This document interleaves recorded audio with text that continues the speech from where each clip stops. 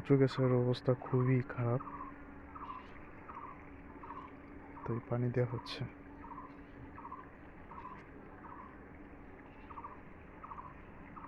কচু বাগান, দেশি কচু।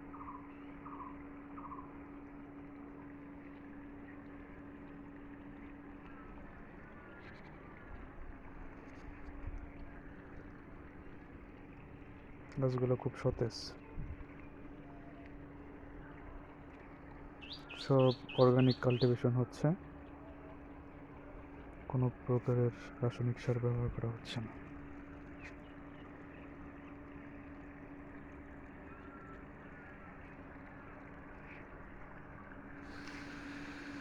ভেন্ডি গাছগুলোতে ভেন্ডি আসতেছে।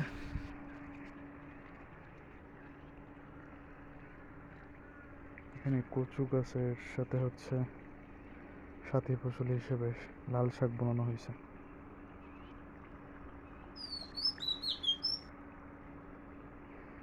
দোয়েল পাখি আসছে পোকা খাইতে।